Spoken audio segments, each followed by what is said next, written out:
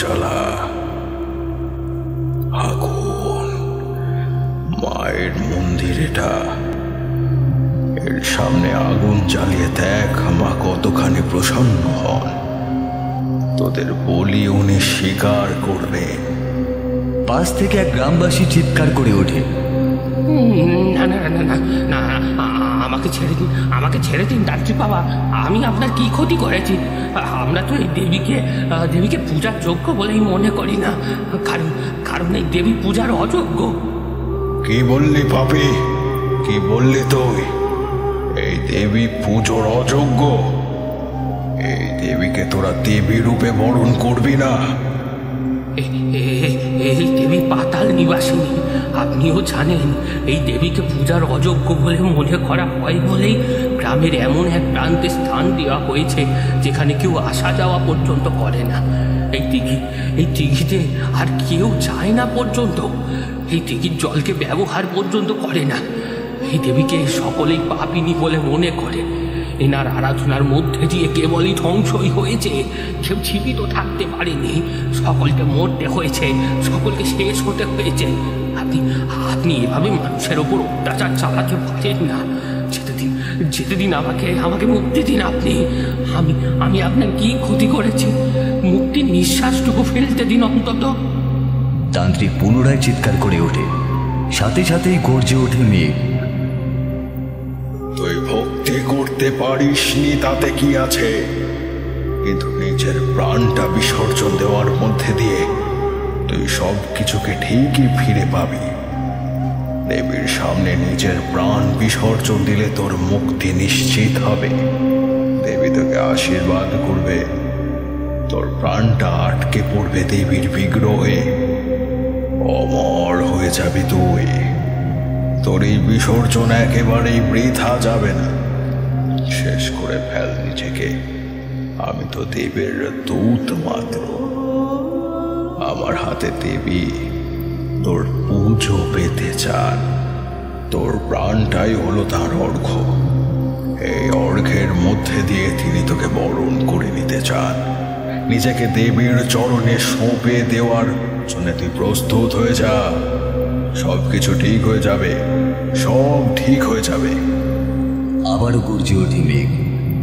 না না না না, দয়া করে আমাকে যেতে দিন, আমাকে যেতে দিন। না না। খাঁড়াটা চকচক করে ওঠে, সেটিকে হাতে তুলে তান্ত্রিক চিৎকার করতে থাকেন, প্রাণ যায় পর বচন না যায়। মা, তোকে প্রাণ দেবে বলেছিলাম না? প্রাণ আমি দেবই। ওকে তো তোর কাছে পাঠিয়েই ছাড়ব। ওকে তোর কাছেই যেতে হবে। নিজের কাছে ওকে আটকে রাখ মা, আটকে রাখ। আর কোনোদিনও ওকে কোথাও পালিয়ে যেতে দিস না। তুই তো নিজেই ওকে নির্বাচন করেছিস। কিরে, করিসনি? এমন সময় এক অট্টহাস্যে পেটে পড়ে চতুর্দিক। মনে হতে থাকে এক অসম কণ্ঠ যেন আছড়ে পড়ছে। আকাশ বাতাস মুখরিত করে সেটি ছুটে আসছে ওই দিকে।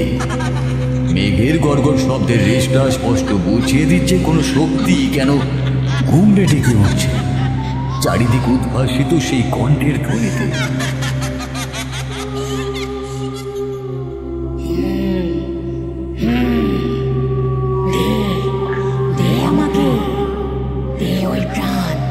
আমি চাই রক্তই যে আমার নেশা মিটবে। ফেরত চাই সেই সব কিছুকে ফিরিয়ে দে। এতকাল বাদে আবারও এই গ্রামের বুকে প্রতিপত্তি করব আমি। আমার যোগ্য ভক্ত হয়ে উঠবি তুই। পাঠা ওকে আমার কাছে। আমি ওকে পেতে চাই। আমার প্রয়োজন ওকে, ওর প্রাণের প্রয়োজন। পাঠা আমার কাছে।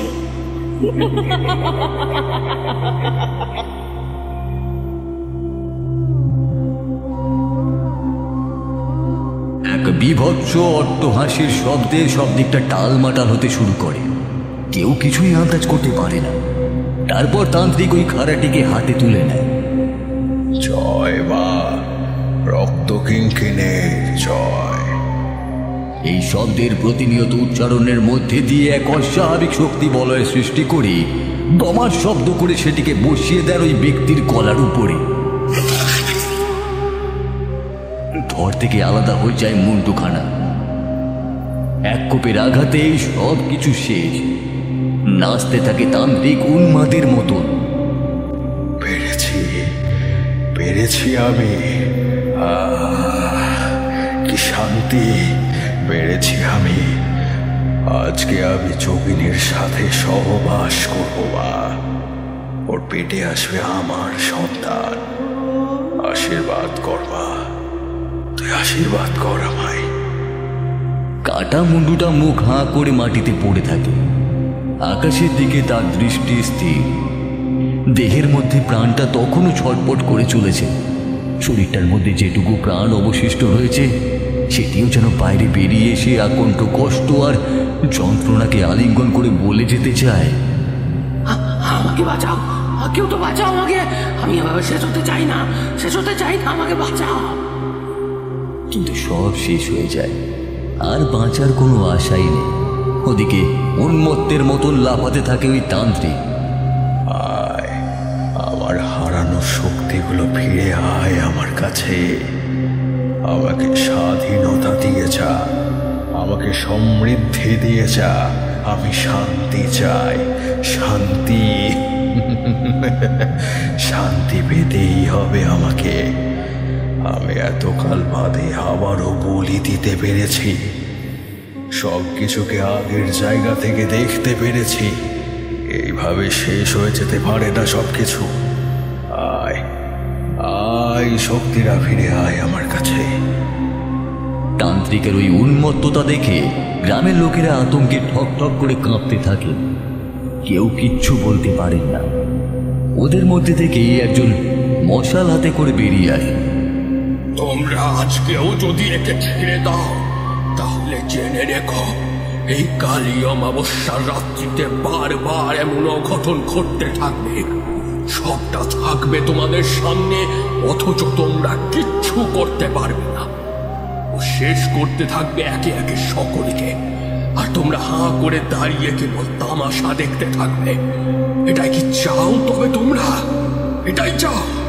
কি হলো, বলছো না কেন? বলো, এটাই চাও? গ্রামবাসীদের মধ্যে থেকে একজন ওই ব্যক্তির নাম ধরে ডেকে বলে ওঠে, সুবল, তুই আমাদের ভরসা বাপ। তোর কাছে সেই ক্ষমতা আর সাহস আছে যা এর বিনাশ করতে পারবে। আমাদের কাছে এই ক্ষমতা নেই রে। আমরা চেষ্টা করেও কিছু করতে পারবো না। আমাদের সকলের শক্তিকে মিলিয়েও হয়তো এর অবসানের পথ খুঁজে বার করতে পারা সম্ভব নয়। আমরা কি করে লড়াই করবো এর সাথে? তুই কিছু কর বাপ। সুবল মশালটিকে আকাশের দিকে তাক করে চিৎকার করে বলে ওঠে, ও আমার মাকে খেয়েছে, এমনকি আমার বাপকেও। কাউকে ছাড়েনি। এ অন্যের রক্ত চায়, আর আমি চাই এর রক্তে স্নান করতে। আজকে আর ভয় পেলে চলবে না, একে বেঁধে ফেলতে হবে।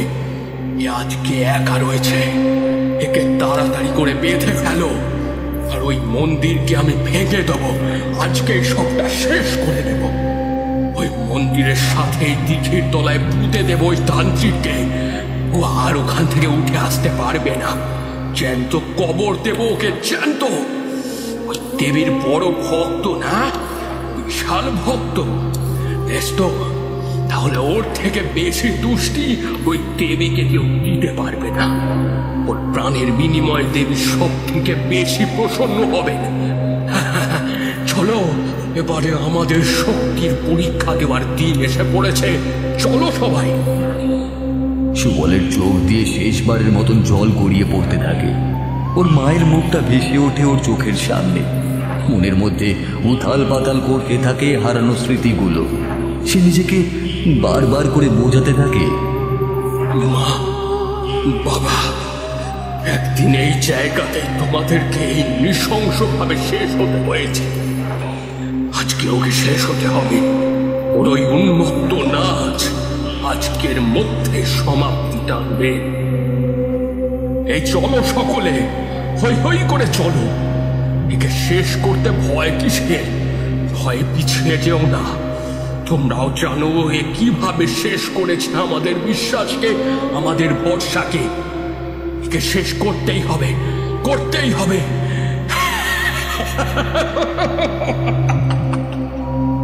সুবলের দুটো চোখ থেকে যেন সেদিন রক্ত ঝরছিল। ওর ভিতরটা ফুটন্ত লাভার মতো টকবক করে ফুটছিল।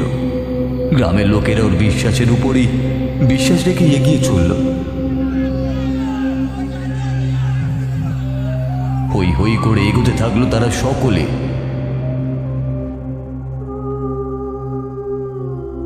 ওদিকে তান্ত্রিক উন্মত্তের ভঙ্গিতে নাচতে নাচতে বলে চলল,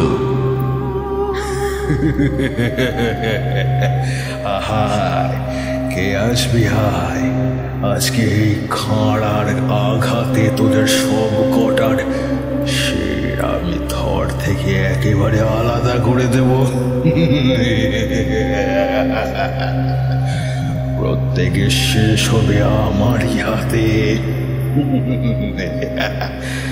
কেউ কিছু করতে পারবি না, কিচ্ছু না, সবটা শেষ করবো আমি। পালানোর আর কোনো পথ পাবি না তোরা, কেউ না, কোনো দিনও পালাতে পারবি না। সুবল ও গ্রামবাসীরা ধীরে ধীরে সেই তান্ত্রিককে ঘিরে ফেলল। চতুর্দিক থেকে এক ঘেরাটোপের গণ্ডি তৈরি হয়ে যায়। সেটিকে কাটিয়ে বাইরে বেরোনো হয়ে ওঠে এক প্রকার অস্বাভাবিক। এক চরম সংকট যেন বারে বারে নাড়া দিয়ে যেতে থাকে সেই তান্ত্রিকের মন ও অন্তরটাকে। গ্রামবাসীদের হুঙ্কারের শব্দের মধ্যে কোথাও যেন হারিয়ে যায় ওই তান্ত্রিকের আত্মবিশ্বাস। এরপরে গ্রামের লোকগুলিকে উদ্দেশ্য করে বলে ওঠে তাদের নেতা সুবল, ওকে ছেড়ে দেওয়া যাবে না। এগোতে থাকো সকলে, সে করেই হোক এগোতে থাকো। বেঁধে ফেলতে হবে ওকে, বেঁধে ফেলো, বেঁধে ফেলো এই দড়ির সাহায্যে। তারপর দেখি ও কিভাবে নিজের শক্তিকে কাজে লাগাতে পারে, কতজনকে শেষ করতে পারে তা আজকে দেখা যাক, দেখা যাক। তান্ত্রিক আরো জোরে হাসতে থাকে আর তার আরাধ্যা দেবীকে উদ্দেশ্য করে বলতে থাকে, কি ভেবেছে ওরা, কি ভেবেছে? দেখ মা, ওদের মতন বোকাদের সাথে আমাকে থাকতে হয়েছে এতকাল। ওরা নাকি আমাকে বাঁধবে, কোনোদিনও না। অসুখ না, একবার এই খাঁড়ার আঘাতেই মুন্ডুচ্ছেদ করে দেব। লটিয়ে পড়বে মুন্ডগুলো আমার পায়ে। তবু এই পাগলের নাচও নাচ থামবে না, থামবে না। আয় রে, আয় সকলে, নিজেদের মৃত্যুর মজা দেখবি, আয়।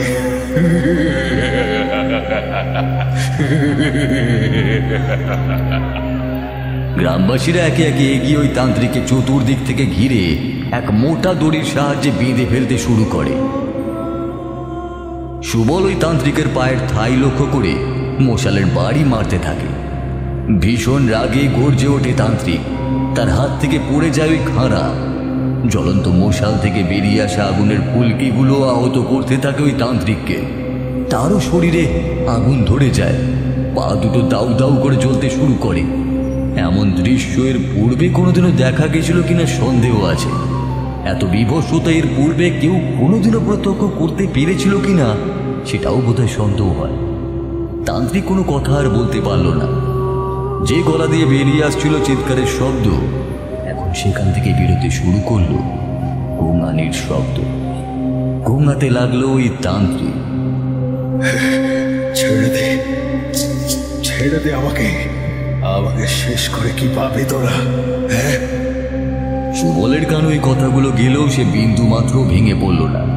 সে আরো জোরে জোরে চিৎকার করে বলতে শুরু করল, তোর বলিতেই এবারে গ্রামের লোকেদের মুক্তি ঘটবে।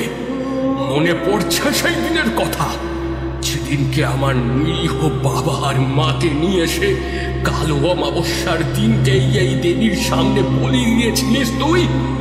বলির পাত্র তারা ছিল। কেন তারা কি তোর সামনে হাত জোর করে নিজের মৃত্যু প্রার্থনা করেছিল? হ্যাঁ বল, মৃত্যু প্রার্থনা করেছিল, কামনা করেছিল কি নিজের মৃত্যু? তবুও তো তুই তাদেরকে ছাড়িসনি, তবুও তো তুই তাদেরকে মুক্তি দিসনি, শেষ করে দিয়েছিলিস তাদেরকে। আজকে যেমন তুই গোঙাচ্ছিস, ওই দিনকে ওরাও প্রাণের মায়া কাটিয়ে যেতে চাইছিল না, ওরা পারেনি তারা মুক্তি পেতে। আজও তাদের আত্মা আমার বাড়ির তোর গোড়ায় এসে কাঁদে, তাদের চাপা আর তোনাদের সুর আমাকে শেষ করতে থাকে শয়তান। আমি পারি না তাদেরকে ফিরিয়ে দিতে সেই সম্মান, সেই সুন্দর জীবন, সেই আশা, সেই আকাঙ্ক্ষা আর সেই সব কিছুকে যা এককালে তাদের জমা পুঁজি ছিল, সেগুলোকে বুকে বেঁধে বেঁচে থাকতো তারা। আর সব থেকে বড় পাপ তুই আমার সাথে করেছিলিস, আমাকে অনাথ করেছিলিস তুই। কিভাবে এতকাল বেঁচে থাকতে হয়েছে সেটা আমি জানি, জানে আমার অন্তরাত্মা। তোকেও ঠিক এইভাবেই শেষ হতে হবে, আজকে শেষ হতেই হবে,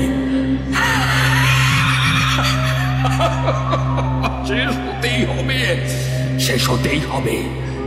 আজকের পর যদি আমি মরেও যাই, আমার আর কোনো আপত্তি থাকবে না আমার আর কোনো আপত্তি। তান্ত্রিক নিজের মৃত্যুকে নিজের চোখের সামনে দেখতে পায়। মরবি, তুইও আমার সাথেই মরবি, আমি একা যাব না, গেলে তোকে আমার সঙ্গে করে নিয়ে যাব।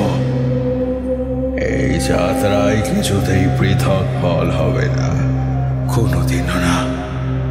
গ্রামবাসীরা এগিয়ে গিয়ে ওই মন্দিরটিকে ভাঙতে শুরু করে, হাতুড়ি দিয়ে কোদাল দিয়ে আঘাত করতে থাকে সেটিকে।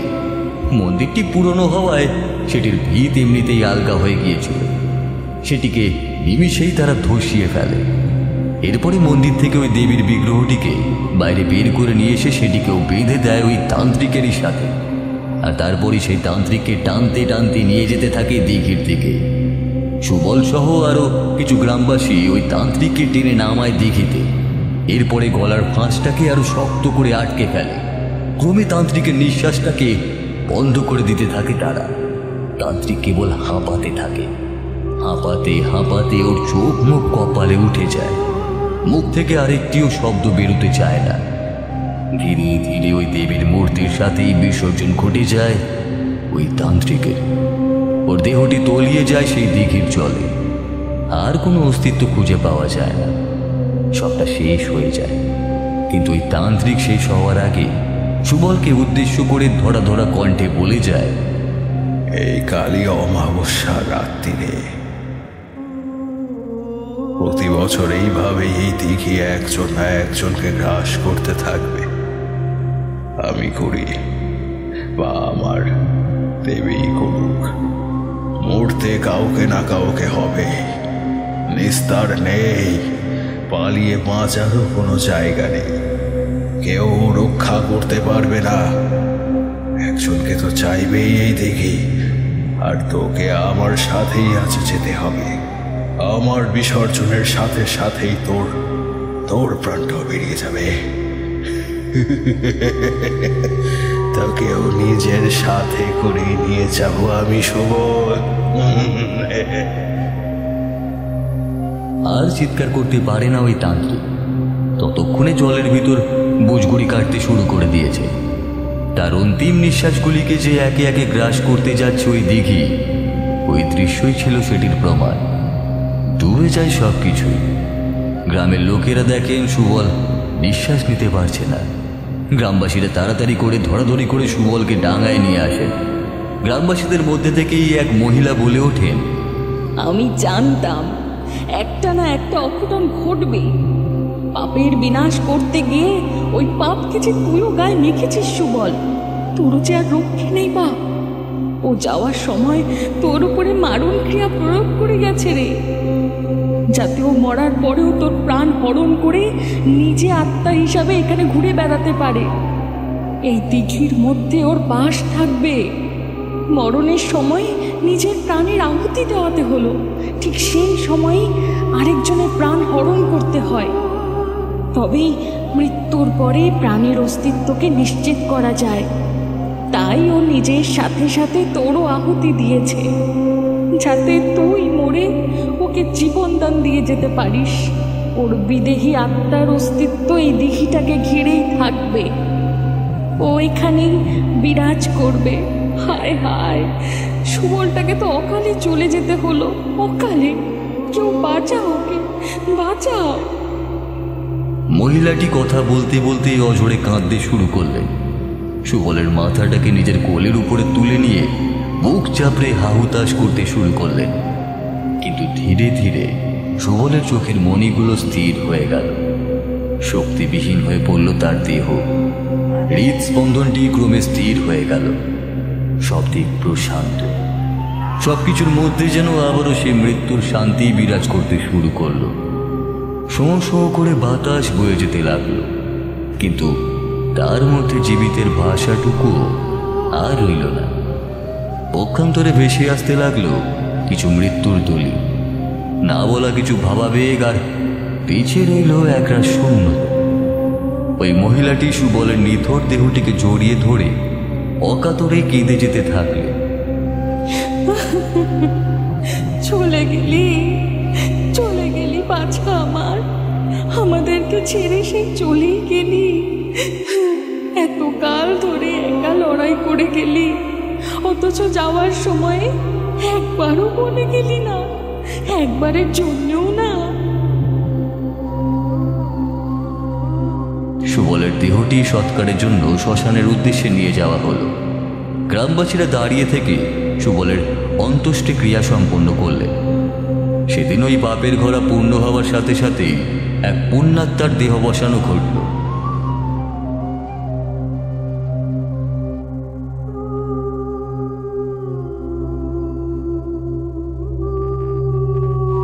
দেখতে দেখতে একটা বছর পেরিয়ে গেল। আবারও ফিরে এলো সেই কালো অমাবস্যার রাত্রি। পথে প্রান্তরে একাকিত্ব, আতঙ্ক, ভয়, জরাজীর্ণতা। আর ঠিক সেই সময় দিঘি গ্রাস করলো একটি মেয়েকে। তার চিৎকারের শব্দে সেদিন রাতে ঘুম ভেঙে গেল গ্রামের অনেকেরই। তারা ঘরের বাইরে বেরিয়ে এলেন। দিঘির কাছে এসে দেখলেন রক্তিমার কাপড়ের আঁচলটা ভেসে রয়েছে দিঘির জলে, আর জলের মধ্যে বুজগুড়ি কাটছে। এই দৃশ্য দেখে রক্তিমার মা পাগল হয়ে গেলেন। ওই স্থানেই তিনিও প্রাণ ত্যাগ দিলেন। গ্রামের লোকেদের মধ্যে আতঙ্কের বর্ষণ হতে লাগলো। একজন তো বলেই উঠলেন, মেয়েটা কি কুক্ষণে এসেছিল এখানে? আমি কতবার বারণ করেছিলাম এই দিকে জলে নেমে স্নান করতে যাস না। ও বলেছিল এখানে স্নান সেরেই নাকি গ্রামের মন্দিরে কাল ভৈরবের পুজো করতে বসবে। ভেবেছিলাম ওর পবিত্রতা দিয়েই এই অভিশাপকে খণ্ডন করতে পারবে, কিন্তু পারল না। ওই অভিশাপকে খণ্ডন করা এত সহজ হলো না।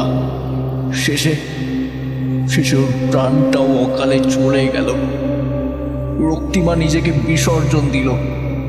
আবারও একটি বলি,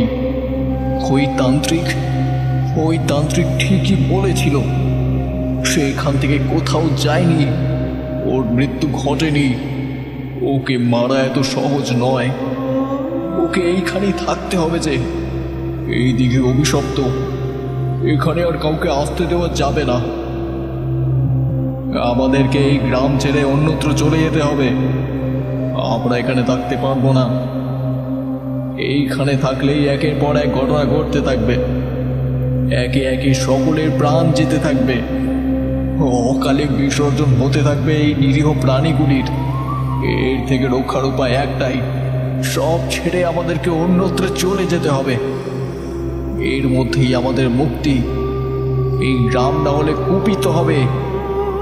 আজকে রক্তিমাও তার মাকে গ্রাস করেছে, কাল আমাদেরকেও, এমনকি আমাদের সন্তানের উপরেও পড়বে এই অভিশাপের ছায়া।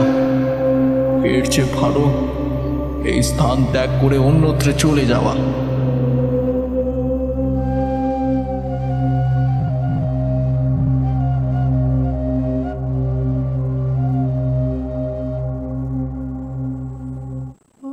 গ্রামবাসীরা সেদিনের পরে আর কেউই ওই গ্রামে থাকেননি, চলে গেলেন অনেক দূরে। প্রাণোচ্ছল পরিবেশটি ধোঁয়াশা ও অন্ধকারের দাবদাহে ঢেকে গেল। এতকাল ধরে যেখানে কোলাহলের শব্দ শুনতে পাওয়া যেত, সেটি নিভৃতে নিঃসারে তলিয়ে গেল অন্ধকার ও কুমড়ে ওঠার নিষ্কল কান্নার মহাসমুদ্রে। এ ছিল অপূর্ণতার ইতিহাস। সবকিছু কি অতীতের আলোকে বিচার্য হয়? কত কিছুই তো হারিয়ে যায়, কত কিছুই তো অজানা ইতিহাসের দলিল হয়ে থেকে যায়, কত শত কথার কোনো জবাব মেলে না। কিন্তু একটি শব্দ, অভিশাপ, এর মধ্যে দিয়েও হাজারো অপূর্ণতার কথা অচিরেই শুনিয়ে দেওয়া যায়, শুনতেও পাওয়া যায়। সবটাই গোপনে নিস্তব্ধে দম ফেলতে থাকে। এরপর কেটে যায় 50টা বছর। শোনা যায় ওই গ্রামের ত্রিসীমানায় আর কেউই ঘেঁষেন। ওই গ্রামটি নাকি ওই রকমই পরিত্যক্ত অবস্থাতেই পড়েছিল। কেউ সেখানে গিয়ে নতুন করে বসবাসের কোনো স্বপ্নই সাজায়নি, কারণ সকলের কাছেই ওই দিঘি ছিল একটি মৃত্যুর ঠিকানা। কিন্তু সময়ের সাথে সাথেই সব কিছুই বড় অন্যরকমভাবে বদলে যায়। মানুষের মন মানসিকতার ক্ষেত্রেও অনেক পরিবর্তন লক্ষ্য করা যায়। সব থেকে বড় বিষয়, সময়ের সাথে সাথে আমাদের প্রয়োজনগুলো বদলে যেতে থাকে। কারুর সময় পরিবর্তন হয় তো কারুর জীবন, আবার কারুর আবেগ তো কারুর মতভেদ। এই নিয়েই তো পৃথিবী প্রতিনিয়ত প্রত্যাকাঙ্ক্ষীর মতন এগিয়ে চলতে থাকে তার বহমান গতিতে। আমরা থেকে যাই কেবল দর্শক হয়ে। ওই গ্রামটির নাম শুনলেও মানুষের মনে ভয়ের সঞ্চার হতে শুরু করত। কলকাতায় অবস্থানকারী কিছু সাংবাদিকরা এই বিষয়টিকে খতিয়ে দেখবার সিদ্ধান্ত নেয়। তারা অনেক দিন ধরেই এই গ্রামটির বিষয়ে অনেক তথ্যই সন্ধান করেই চলেছিলেন, এবং ওই গ্রামটিকে কেন্দ্র করে যে একটা অসামঞ্জস্যতা সৃষ্টি হচ্ছে সেটাও তাদের মধ্যেই আলোড়ন ফেলেছিল বইকে। তাই তারা সকলে ওই গ্রামটির বিষয়ে জানবার উদ্দেশ্যে অধিক আগ্রহ প্রকাশ করতেই থাকেন।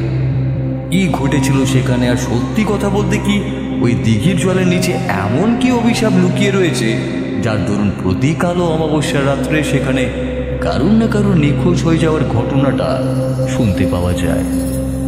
কেন ওই দিঘি মানুষকে গ্রাস করে ফেলে, কেন ওই দিঘির মধ্যে তলিয়ে যায় এক একটি প্রাণ, এসবের হদিশ খুঁজে বার করতে আবারও 50 বছর বাদে একটি সাংবাদিকের দল সেই গ্রামটিতে হানা দেওয়ার সিদ্ধান্ত নিয়ে ফেলে। 50 বছর বাদের অভিজ্ঞতার ঝলক রইল আপনাদের সকলের সামনে।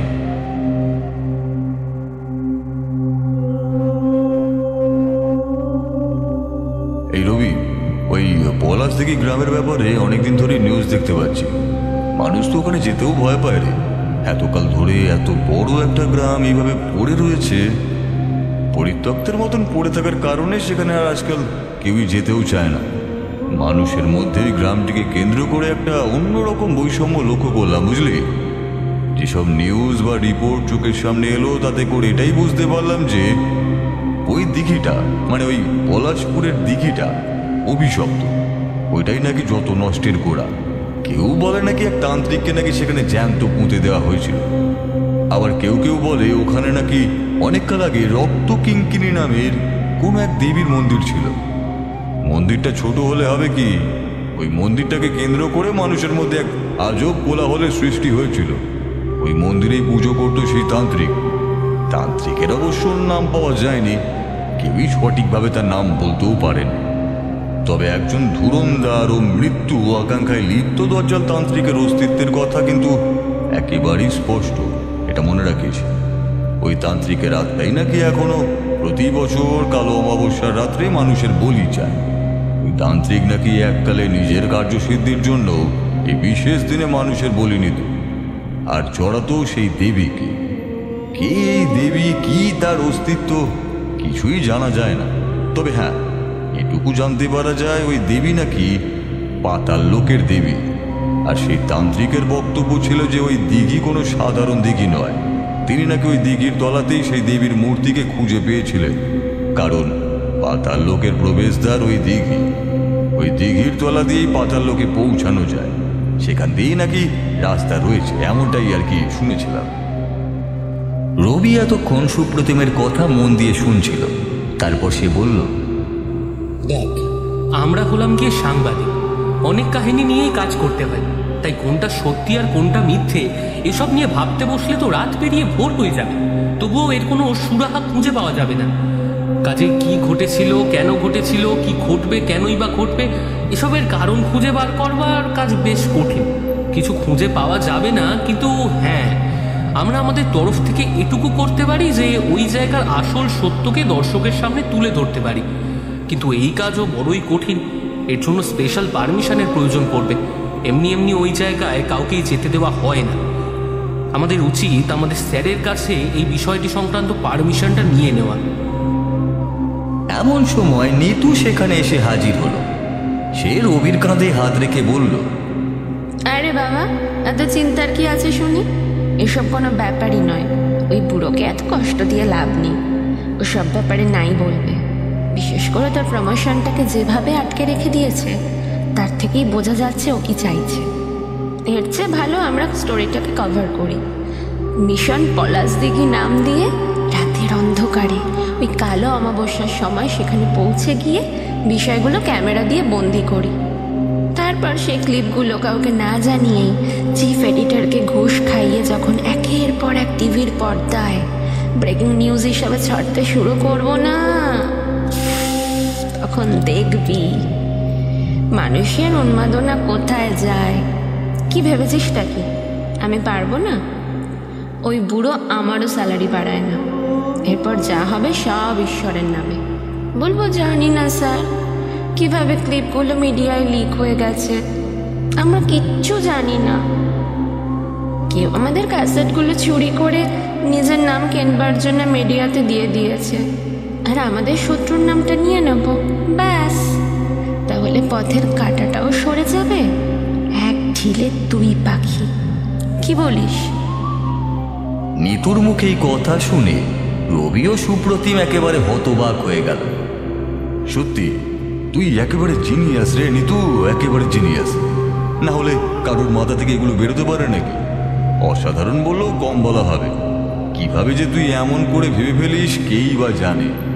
আমরা তো সবে তোকে একটা আইডিয়াই দিয়েছিলাম, তুই সেটাকে এত সুন্দর করে পরিবেশন করে দিতে পারবি এটা ভাবিনি। আরে আগে তো সাংবাদিক ছিলাম, কিন্তু এত ভালো পারফরমেন্সের জন্যই তো এখন নিউজ অ্যাঙ্কারও হয়ে গেছি। তাহলে কে বলেছে যে এগুলো এক জন্মে করে ওঠা সম্ভব হয় না? শোন, তাহলে এই শুক্রবার দিনকেই বেরিয়ে পড়ব। শনিবার দিনকেই কিন্তু কালো অমাবস্যার প্রহর শুরু হবে। রাত 12টার পর থেকেই শুরু হবে মৃত্যুর তাণ্ডব, আর সেই তাণ্ডবেই সামিল হব আমরা লাইভে। টিজেট নিউজ থেকে রবি, সুপ্রতিম আর নিতু।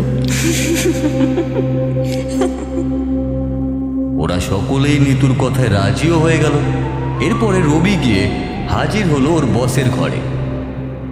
স্যার, আমার সুপ্রতিমের ও নিতুর অনেক দিন ধরে ছুটি পাওনা রয়েছে। আমরা একটু বিদেশে ঘুরতে যাব আর কি। অনেক দিনের শখ, বুঝতেই পারছেন। আসলে এক নাগারে কাজের প্রেশার নিতে নিতে সকলেই ভীষণ ক্লান্ত হয়ে পড়েছে। তাই ভাবছিলাম কয়েকটা দিনের জন্য যদি বাইরে ঘুরে আসতে পারতাম তাহলে মনটাও ভালো লাগতো আর কি। সবটা শুনলেন ওদের বস। বেশ, আমার কোনো আপত্তি নেই তাতে, তবে সাবধানে যেও। তোমরাই হলে এখন টিজেড নিউজ এজেন্সির পিলার, মানে স্তম্ভ। তোমাদের উপরই এখন সবটা নির্ভর করছে, কাজেই নিজেদের খেয়াল রেখো। আচ্ছা, তা কতদিনের জন্য যাচ্ছ তোমরা? এই ধরুন 4-5 দিনের জন্য। যতটা তাড়াতাড়ি সম্ভব আমরা ফিরে আসবো আর কি।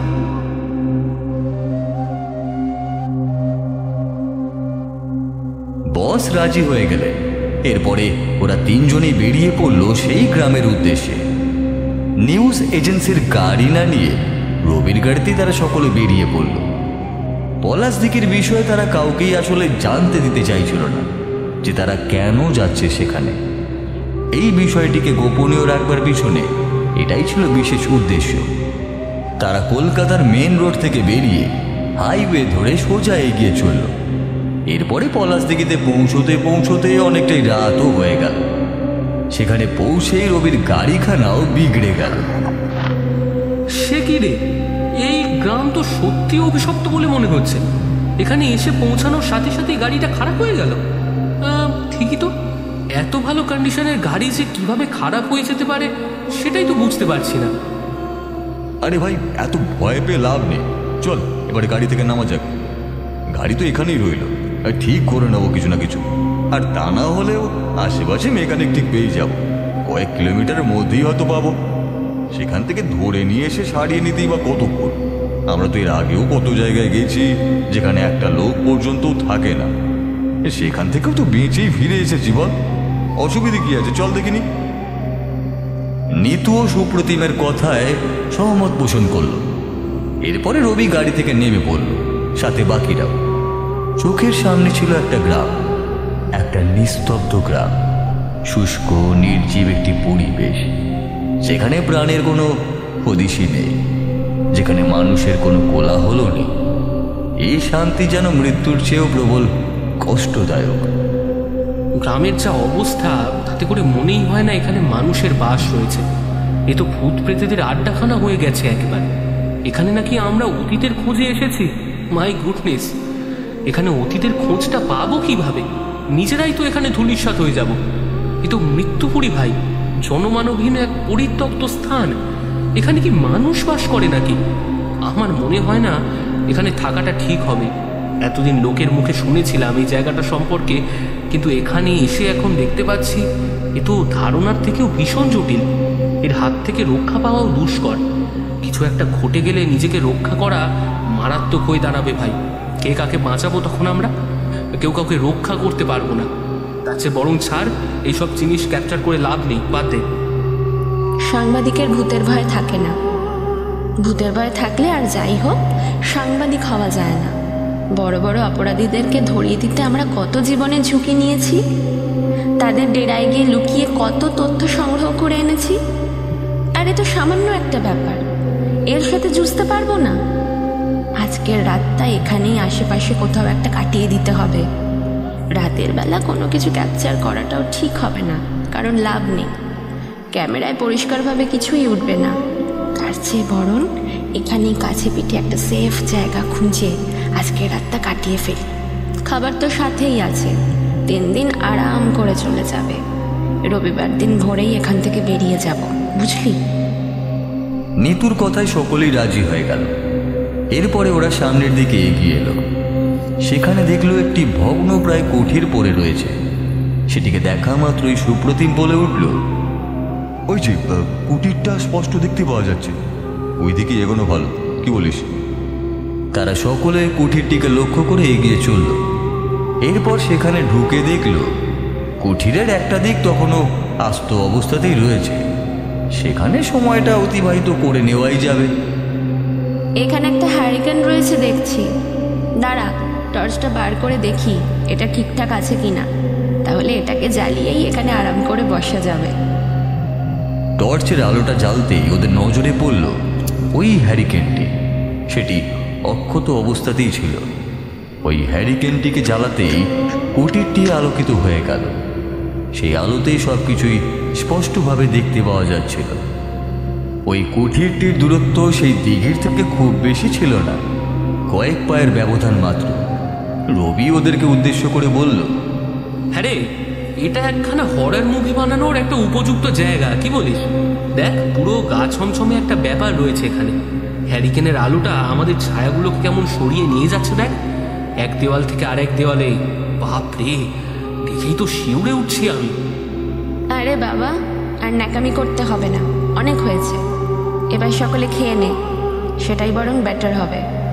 রাত অনেক হয়ে গেছে, বেশি দেরি করাটাও ঠিক হবে না। কিন্তু সারাদিন জার্নি করে এসেছি, এখনো এসব আর ভাল লাগছে না। এখন আর ধৈর্যও নেই, চল খেয়ে নেওয়া যাক তাহলে। এই বলে তারা সকলেই খেতে বসে গেল। রাতের খাওয়া দাওয়া সেরে সকলে যে যার মতন করে শুয়ে পড়ল। হ্যারিকেনটা এক কোণে রেখে যে যার মতন নাক ডাকতেও শুরু করল। এমন সময় হঠাৎ করে আকাশে মেঘটা গর্জন করে উঠল। আবহাওয়ার এহেন পরিবর্তনই যে ছিল অশনির সংকেত, সেটি ওখানে উপস্থিত কেউই আন্দাজ করতে পারছিল না। সবার আগে রবির ঘুমটাই ভেঙে গেল। সে চোখ খুলে দেখলো বাইরে মেঘের গর্জন শুনতে পাওয়া যাচ্ছে। বাইরে মেঘ ডাকছে, দরজা দিয়ে ঠান্ডা হাওয়াও বইছে। হঠাৎ করে ওয়েদারটা বদলে গেল কি করে বলতো? ঠিক সেই সময় কুঠিরের বাইরে থেকে ভেসে আসতে শুরু করলো নূপুরের শব্দ। বাতাসের তালে তালে ওই নূপুরের শব্দগুলো সরাসরি এসে রবির হৃৎপিণ্ডে আঘাত করতে লাগলো। সেটিকে এড়িয়ে যাওয়ার সাহস ওর হলো না। রবি বিছানা ছেড়ে বসলো। এরপরে সামনের দিকে চোখ পড়তে দেখল এক পরমা সুন্দরী রমণী ঠিক ওই কুঠিরটার সামনে এসে দাঁড়িয়েছে। এই দেখে সে আরো উত্তেজিত হয়ে পড়ল। সে তাড়াতাড়ি করে কুঠির থেকে বেরিয়ে ওই রমণীর সামনে গিয়ে দাঁড়ালো। হা করে দেখতে থাকলো তাকে। তার ওই দু চোখের থেকে দৃষ্টি সরিয়ে ফেলাটাও তার পক্ষে আর সম্ভব হলো না। সেই রমণী তাকে উদ্দেশ্য করে বলল, এসো রবি, আমার কাছে এসো। এত কাল ধরে তো আমি তোমারই অপেক্ষায় ছিলাম। এসো, আমাকে স্পর্শ করো। তুমি তো আমার মতোই একজনকে খুঁজছি। দেখো, আমি একেবারে তোমার মনের মতন, কোনো অংশে কম না। ঠিক যেভাবে যে আদলে তুমি তোমার স্বপ্ন সুন্দরীকে চেয়েছিলে, আমি ঠিক সেইভাবেই তোমার সামনে এসে উপস্থিত হয়েছি। এসো, আমাকে স্পর্শ করো। এসো আমার কাছে। দুহাত বাড়িয়ে দিল সেই রমণী। ভরা যৌবনের আগুনে টকবক করে ফুটছিল তার শরীরটা। সেই লাস্যময়ের দিক থেকে দৃষ্টি সরিয়ে নেওয়া রবির পক্ষে সম্ভব ছিল না। সে ওই রমণীর পিছু করতে শুরু করলো। দাঁড়ান, কোথায় যাচ্ছেন? দাঁড়ান দাঁড়ান দাঁড়ান, এই দুর্যোগের মধ্যে আপনি কোথায় যাচ্ছেন? দাঁড়ান।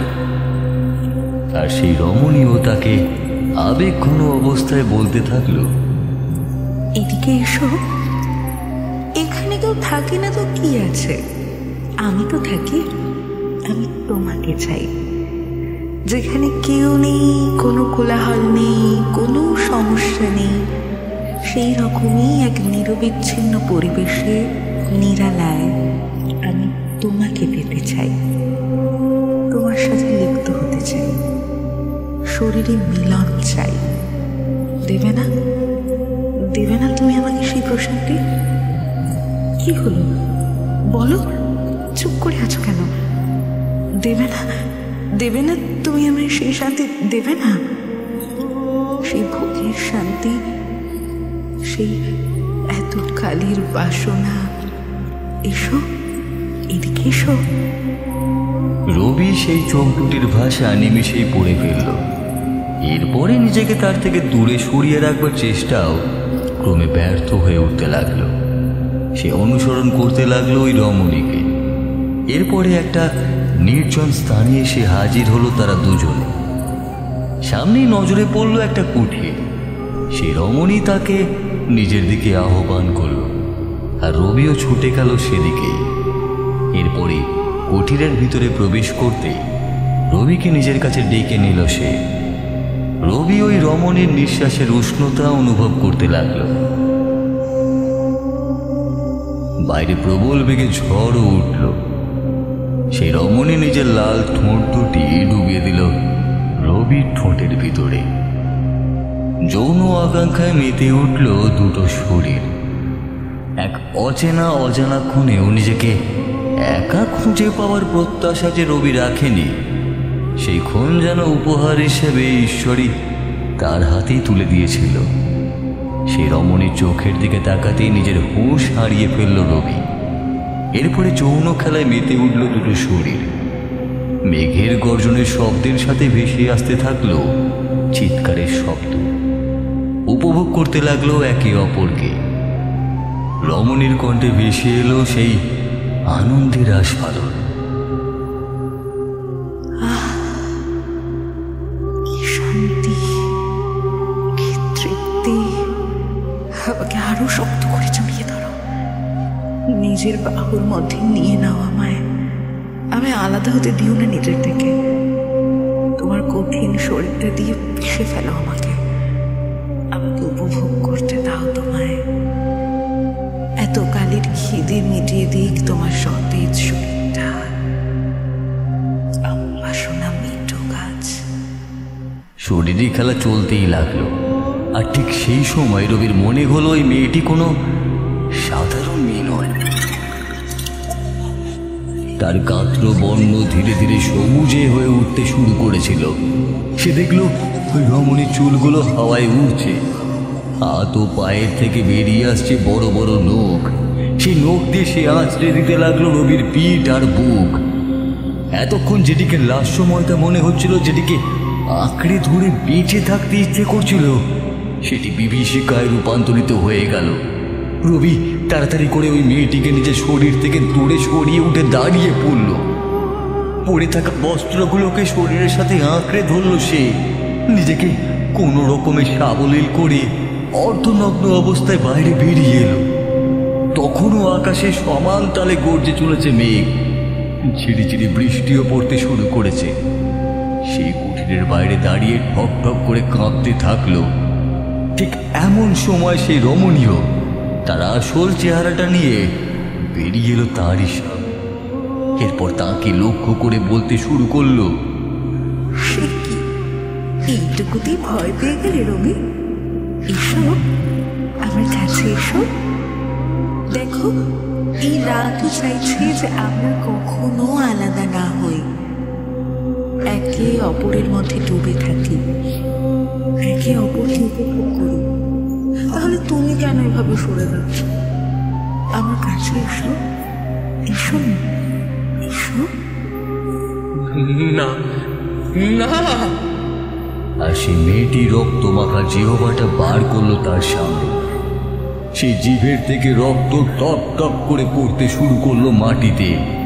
সেটি দেখা মাত্রই আতঙ্কে বাকরুদ্ধ হয়ে গেল রবির। এরপরে সে প্রাণপণে দৌড়তে শুরু করলো নিজের কুঠিরের দিকে। জোরে জোরে নিতু ও সুপ্রতিমের নাম ধরে ডাকতে থাকলো সে। নিতু, সুপ্রতিম, বাঁচা, বাঁচা আমাকে। এখানে এক মুহূর্তও থাকবো না, আমাদেরকে পালাতে হবে। নিতু, নিতু। এমন সময় একটি পাথরে ধাক্কা খেয়ে সে হুমড়ি খেয়ে পড়ে গেল। সামনের দিকে তাকাতেই মনে হলো যেন কেউ দাঁড়িয়ে। তার দিকে তাকাতেই চমকে উঠল রবি। সে দেখলো এক জটাধারী তান্ত্রিক এসে দাঁড়িয়েছে তার সামনে। আর তার পাশে দাঁড়িয়ে রয়েছে ওই রক্ত মাখা রমণী। সে ওই তান্ত্রিকের সুঠাম চেহারাটির উপরে হাত বোলাচ্ছে, তার সারা শরীরটাকে জিভ দিয়ে স্পর্শ করছে। তান্ত্রিকটা চুলের মুঠি ধরে ওই রমণীকে তার শরীর থেকে কিছুটা দূরে সরিয়ে রবিকে উদ্দেশ্য করে বলল, মৃতদের শহরে এসে পড়েছিস তুই, আর মৃতদের সাথে সহবাসের আনন্দও নিয়েছিস। কে জানিস আমি হলাম চণ্ডাল। আমাকে সবাই এই নামেই চিনত। মধ্যরাত কাবার হয়ে গিয়েছে, চলে এসেছে বলির লগ্ন। এ হলো আমারই যোগিনী। একে আমি সৃষ্টি করেছি আমার কাম বাসনা মেটানোর জন্য। একেই পাঠিয়েছিলাম তোর কাছে। এর সেই ক্ষমতা আছে যা যে কোনো পুরুষকে নিজের কাছে টেনে আনতে পারার জন্য যথেষ্ট। এ সেই কাজটাই করেছে, তোকে আমার কাছে নিয়ে এসেছে।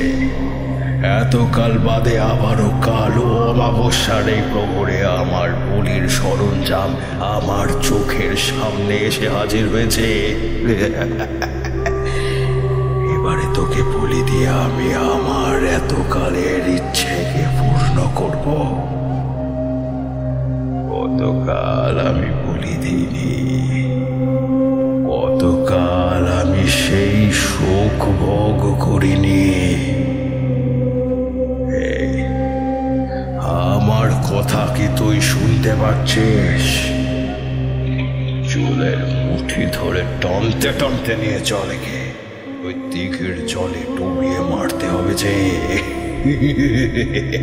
এর গলা কেটে তারপরে আত্মাকে নিক্ষেপ করতে হবে সেই দিঘির জলে। এরপরে সেই আত্মা পাতালের দ্বার দিয়ে প্রবেশ করবে পাতালে, আর বিলীন হয়ে যাবে দেবীর রক্ত কিঙ্কিণীর শরীরে। কেউ যে রহস্যের কথা জানে না, সেটা তুই এবারে জানার সুযোগ পাবি রে। তুই বুঝতে পারবি সেই দিঘির জলের তলায় লুকিয়ে রয়েছে কোনো অজানা এক রহস্য দলিল। সেখান দিয়ে যে যাওয়া যায় পাতালে, পাতালের রাস্তা আছে সেইখানে। আর যে দেবীর পুজো করতাম আমি, সেই দেবীর পাশ সেখানে। আজকের দিন এই বিশেষ অমাবস্যায় পাতাল আর মর্তের রাস্তা খুলে যায়। তাই এই সময় যদি কোনো পিশাচ সিদ্ধ তান্ত্রিক কারোর বলি দিয়ে তার আত্মাকে পাতালে পাঠাতে পারে, তাহলে যে আজীবনের জন্য একেবারে অমর হয়ে যায়। আমি মৃত, কিন্তু তাতে কি আছে? আমি আমার আত্মাকে আজও মুক্ত হতে দিইনি, কিন্তু আজকে আমি আবারও একটা শরীর পাবো, আর তোর আত্মাকে বন্দি করে নিজে মুক্ত হয়ে যাব। এরপরে মুক্তির আনন্দ উপভোগ করব আমি, আর তুই আমার মতন পাতালে পচে গলে মরবি। তোকে ভক্ষণ করবে দেবী রক্ত কিঙ্কিণী। তুই ভোজন হবি। এই চল, টানতে টানতে নিয়ে চল আমার সাথে। এর সাথে এত কথা বলে কি লাভ? যাকে আমার নিজের স্বার্থের জন্য প্রয়োজন, তাকে আমি এত কথা বুঝিয়ে কি করব? চল, এক্ষুনি একে নিয়ে চল। নিয়ে আয় আমার সাথে, নিয়ে আয়। সেই বিভৎস পিশাচিনী রবিকে হ্যাঁচড়াতে নিজের সাথে নিয়ে চলল। ওই পথ ধরে ধুঁকতে ধুঁকতে এগিয়ে চলল রবির শরীরটা। মুখ দিয়ে গোঙানির শব্দ বেরোতে লাগলো, কিন্তু কুঠিরের সামনে দিয়ে যাওয়ার সময় সে নিজে দেখে থাকা সর্বশক্তি প্রয়োগ করে হলেও দেখে গেল দুটি নাম। সুপ্রতিম, নিতু, আমাকে বাঁচা, নিতু। তান্ত্রিক ছুটল রবিকে নিয়ে সেই দিঘির দিকে। অন্যদিকে রবির কণ্ঠে ধ্বনিত হওয়া নিতুর নামটি বাতাসের তালে তালে এসে ধাক্কা দিল নিতুর হৃদয়, আর সাথে সাথেই নিতুর ঘুমটাও ভেঙে গেল। সে সুপ্রতিমকে উদ্দেশ্য করে বলল, এই দেখ, এখানে কিন্তু রবি নেই। কোথায় গেল? আমি কিন্তু এক্ষুনি ওর চিৎকারের শব্দ শুনতে পেয়েছি। মনে হলো যেন ও জোরে জোরে আমার নাম ধরে ডাকছে। আমি তোকে বলছি, ভয়ঙ্কর কিছু একটা ঘটছে। না হলে আমার অবচেতন মন কোনোদিনও এতটা ভয় পেয়ে যেত না, এতটা ঘাবড়ে যেত না। আমাদেরকে বেরোতে হবে এক্ষুনি। রবির সাথে কিছু একটা অবশ্যই ঘটছে। সুপ্রতিম নিতুকে এতটা উত্তেজিত দেখে বলতে শুরু করলো, আরে বাবা, তুই খামোকা এত ঘাবড়ে যাচ্ছিস নিতু।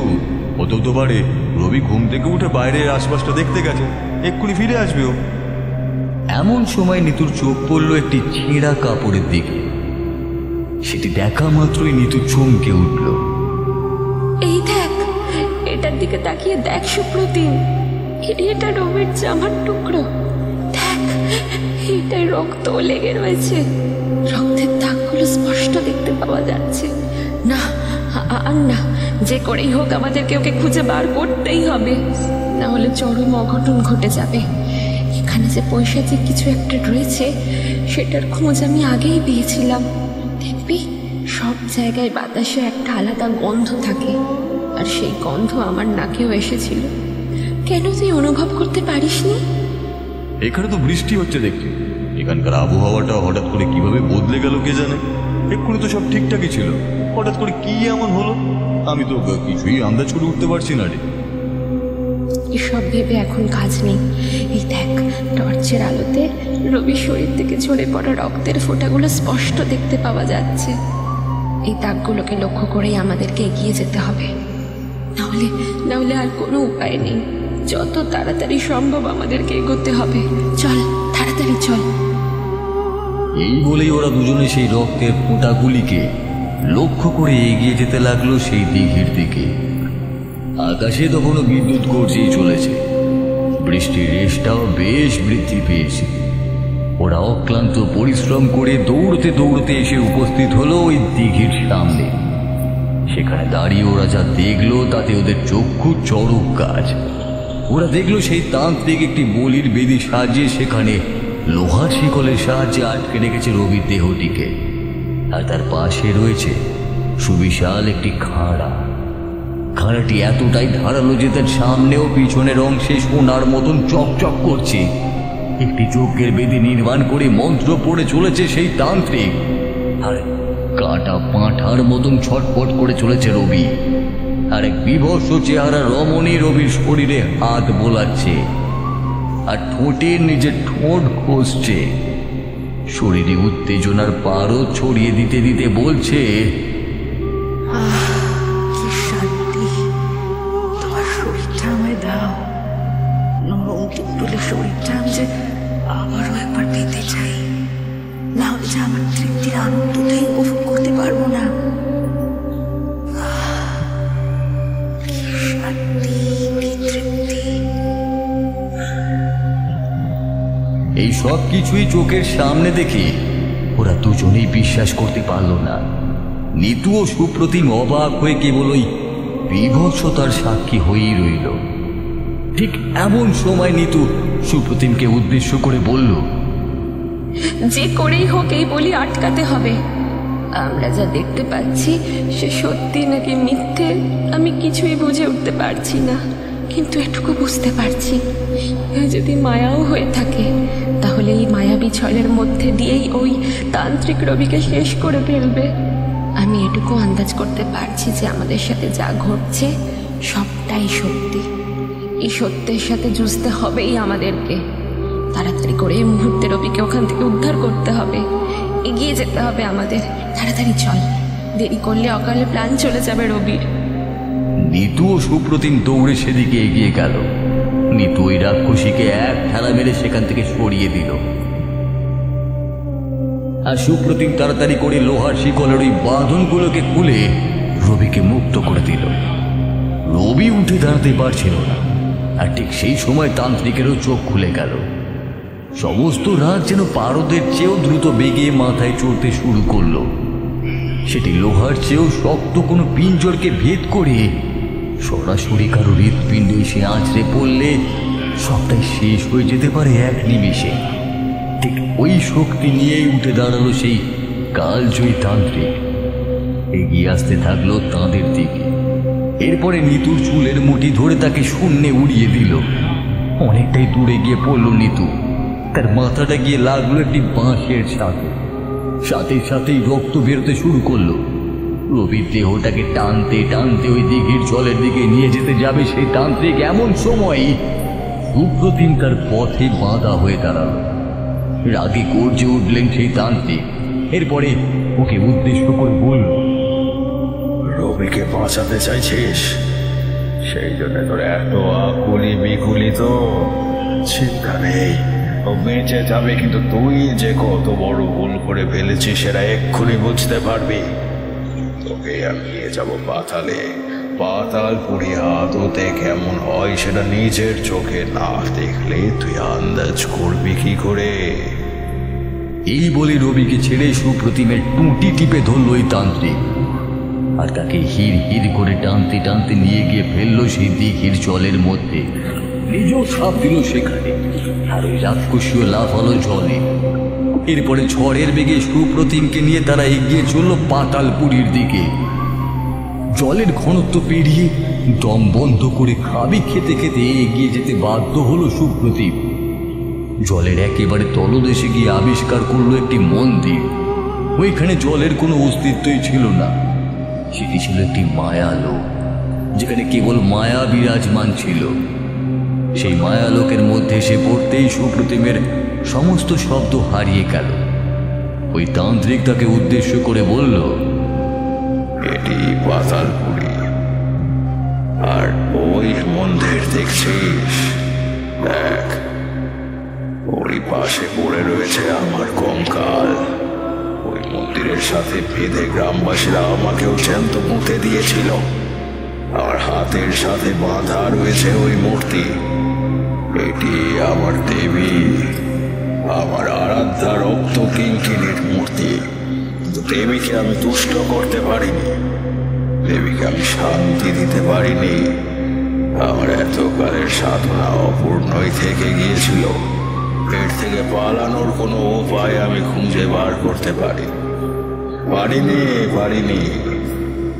এবার একটি শরীর চাই আমার। তোকে শেষ করে তোর শরীরটা নেব আমি, আর তোকে মেরে তোর আত্মাকে চিরকালের জন্য বন্দী করবো পাতালে। দেবীর আহার্য হবি তুই। তোর আত্মাকে পেলে দেবী আমাকে মুক্তি দেবে, আর তোর শরীরটা পেয়ে আমিও অমর হয়ে যাবো। এরপরে লোকে তোর চেহারা দেখে আমাকে গ্রহণ করে নেবে, আর সেই সব কিছুকে উপভোগ করতে পারবো আমি, যেটা কেউ কোনোদিন পারিনি। আর তো অমর হয়ে যাবো। বলে শরীর যারই হোক না কেন, কেউ আমাকে সাধারণ জীবন যাপনের থেকে দূরে সরিয়ে রাখতে পারবে না। এই বলেই সেই তান্ত্রিক সুপ্রতিমকে টানতে টানতে নিয়ে যেতে লাগলো সেই পাতালপুরীর দিকে। পাতালপুরীর দরজাও খুলে গেল। তান্ত্রিক তাকে ধাক্কা দিতে যাবে এমন সময় সুপ্রতিম সেই তান্ত্রিকের হাতটা শক্ত করে ধরে তাকেও নিজের দিকে টেনে নিয়ে বলল, এক যাত্রায় পৃথক ফল হবে কি করে তান্ত্রিক? আমাকে যদি মরতেই হয় তাহলে আমার সাথে তোকেও শেষ হতে হবে। তাহলে তুই এতকাল ধরে যেভাবে নিজের স্বার্থের জন্য নিরীহ মানুষগুলোর প্রাণ নিয়ে এসেছিস, ঠিক একইভাবে তুই আবারও সবকিছুকে ধ্বংস করে ফেলবি, সবকিছুকে। তাই তোকেও আমারই সাথে শেষ হয়ে যেতে হবে। তান্ত্রিকের মনে পড়ে গেল নিজের বলা বৃথা আস্ফালনের কথাগুলি। এত বড় পরাজয়কে, এতদিনের তপস্যাকে এইভাবে শেষ হতে দেখতে পারল না তান্ত্রিক।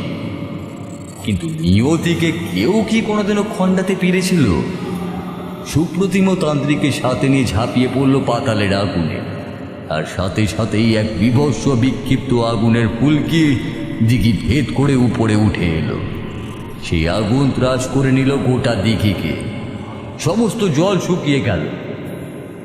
নিতু ও রবি সেই দৃশ্য চোখের সামনে দেখার সাথে সাথেই চমকে উঠল।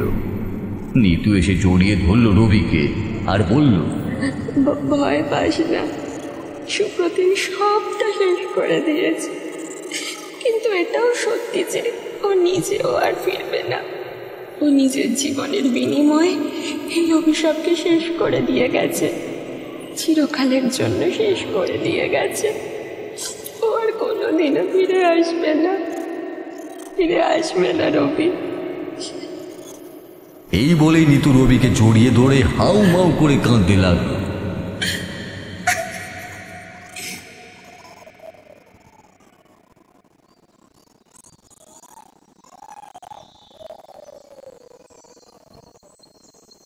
পরের দিন সকালে নিতু কোনো রকমে রবিকে টানতে টানতে গাড়ির সামনে নিয়ে এলো। কিন্তু ততক্ষণে রবিও শেষ। ওর নাকের কাছে হাতটা নিয়ে গেল নিতু। দেখল রবির আর নিঃশ্বাস পড়ছে না। জানতাম আমাকে একাই ফিরতে হবে, আমি এটাই ভেবেছিলাম। কি ভেবে এসেছিলাম আর কি হলো। নিতু দেখলো গাড়িটা ঠিক করা সম্ভব নয় কোনো মতে। এরপরে গ্রাম ছেড়ে বেরিয়ে হাইওয়ের দিকে এগিয়ে যেতে শুরু করলো সে। তারপরে একটি লরিকে দাঁড় করিয়ে তাতে উঠে কলকাতায় এসেছিল। কিন্তু এরপরে সে আর ওই অফিসে আর চাকরি করতে পারেনি। বোবার মতন জীবন কাটাতেই বাধ্য হয়েছে। কিছু অনুভূতি ও ঘটনা এতটাই ভয়ঙ্কর হয়েছে সেটির হাত থেকে নিস্তার পাওয়া যায় না। আমরা যেটিকে খুব সহজ ভাবি সেটি পরবর্তীতে আমাদের মন ও মানসিকতাকে একেবারেই পরিবর্তিত করে দেয়, ভেঙে গুড়িয়ে দেয় সব কিছুকে। নিতুর সাথেও ঠিক তেমনটাই ঘটেছিল। কিছু ঘটনার সমাপ্তি তাই অপূর্ণতার মধ্যেই থেকে যায়, এটাই নির্ধারিত সত্য।